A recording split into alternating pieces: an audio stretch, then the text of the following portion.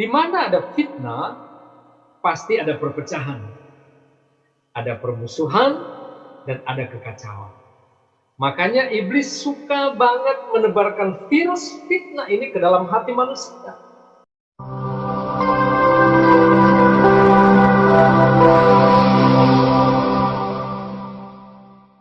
Shalom sahabat Lentera Angel TV. Berjumpa lagi bersama saya dalam program Sharing Iman Kristen. Dalam program ini saya sedang membahas tentang penyakit-penyakit lidah. Penyakit lidah yang pertama adalah bergosip. Dan penyakit lidah yang kedua adalah fitnah. Yakobus 4 ayat 11a mengatakan, saudara-saudaraku, janganlah kamu saling memfitnah. Barang siapa memfitnah saudaranya atau menghakiminya, ia mencela hukum dan menghakiminya. Saya sengaja memisahkan hal ini dengan gosip. Walaupun fitnah dan gosip itu ada kemiripannya. Karena saya ingin membahas khusus tentang hal ini. Walaupun kelihatannya sangat berhubungan dengan gosip. Mungkin ini sedikit yang membedakan antara fitnah dan gosip. Biasanya pemfitnah itu suka memata-matai untuk mengumpulkan petunjuk dan informasi dari sana-sini, menghubung-hubungkan informasi tersebut, lalu menyebarkannya kembali secara bertolak belakang dari kebenaran. Sedangkan gosip sifatnya lebih halus, karena bisa dibungkus dengan kata-kata yang lebih enak didengar. Tetapi yang pasti, fitnah atau gosip selalu diperkatakan kepada orang lain dan tidak akan pernah dikatakan di depan orang tersebut. Saudara yang dikasihi oleh Tuhan, Tuhan melarang orang mengucapkan fitnah karena itu adalah dosa yang dapat menghancurkan kehidupan orang lain. Menurut Kamus Besar Bahasa Indonesia, fitnah adalah perkataan bohong atau palsu dan tidak berdasar kebenaran disebarkan seseorang atau sekelompok orang dengan maksud menuduh dan menjelekkan nama baik atau menodai kehormatan orang lain. Fitnah adalah perkataan bohong yang bertujuan menjelekkan atau mencelakakan orang lain.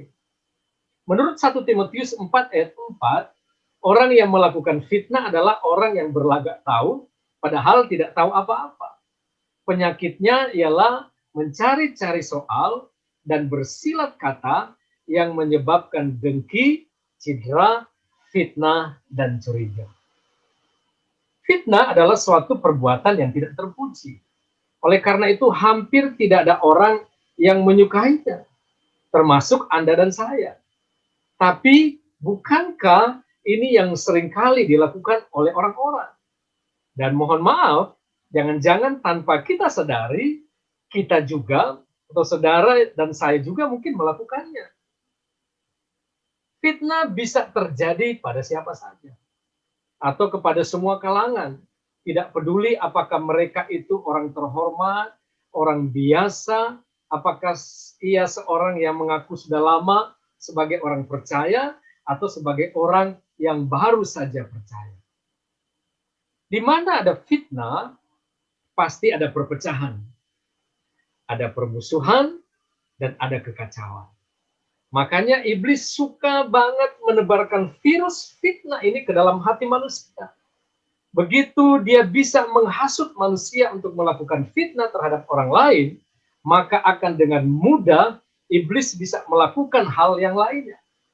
Karena lewat fitnah, hubungan persaudaraan yang mesra bisa hancur, kepercayaan bisa rusak, persekutuan yang indah antar saudara seiman bisa buyar.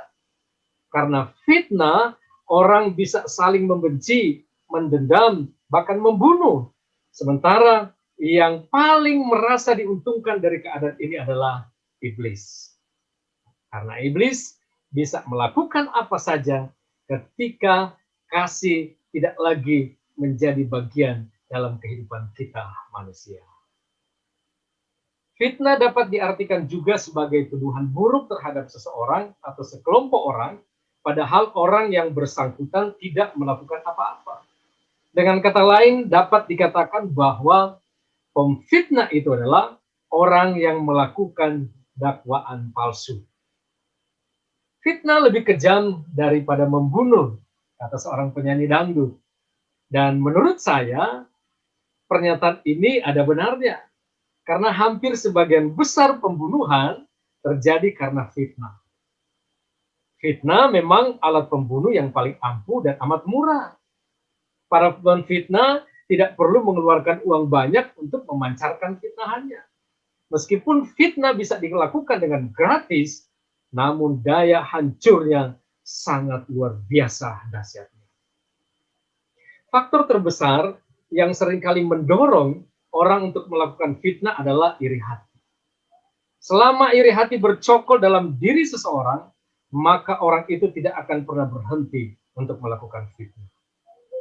Memfitnah memang tidak membunuh secara fisik, tetapi ketika seseorang memfitnah sesamanya, berarti ia sedang membunuh karakter orang itu, menghancurkan karirnya, menghancurkan masa depannya, menghancurkan reputasinya, merampas kebahagiaan dan ketenangan hidupnya.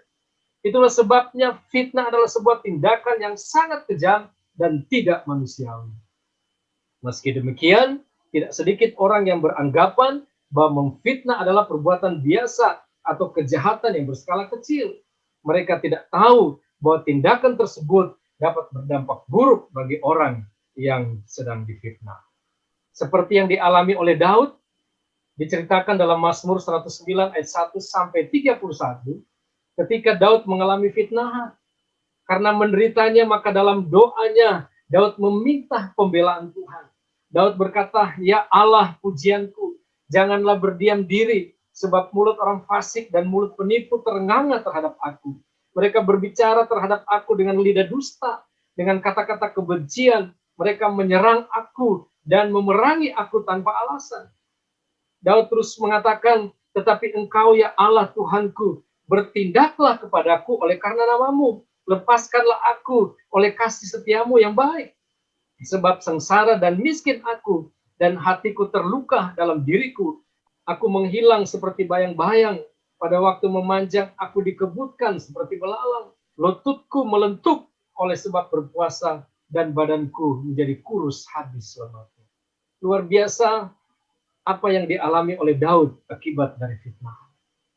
Saya juga meyakini jika hal ini menimpa Anda dan saya, pasti kondisi emosional kita akan seperti Daud. Tetapi ada satu sikap yang patut kita teladani dari kehidupan Daud. Saat menghadapi fitnahan, Daud tidak melawan orang yang memfitnah dirinya dengan kekuatan dan kekuasaan yang dimilikinya, melainkan membawa perkara itu di hadapan Allah. Dalam teks yang kita baca pada awal pembahasan tentang fitnah ini, Yakobus menasihatkan jemaat agar tidak saling memfitnah sesama saudara. Jika kita memfitnah saudara kita, maka sama saja kita telah menjadi pembuat hukum, kata Yakobus, sekaligus hakim yang mengadili, menghakimi, dan menghukumnya secara tidak adil.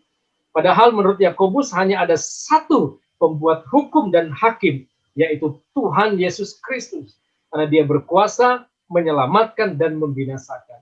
Dia akan mengadili setiap orang menurut perbuatannya. Dia akan menyelamatkan orang yang hidup saling mengasihi, tetapi membinasakan orang yang suka memfitnah dan berlaku jahat dan tidak adil terhadap sesamanya. Kita harus menyadari bahwa fitnah selalu dibuat agar orang lain dirugikan.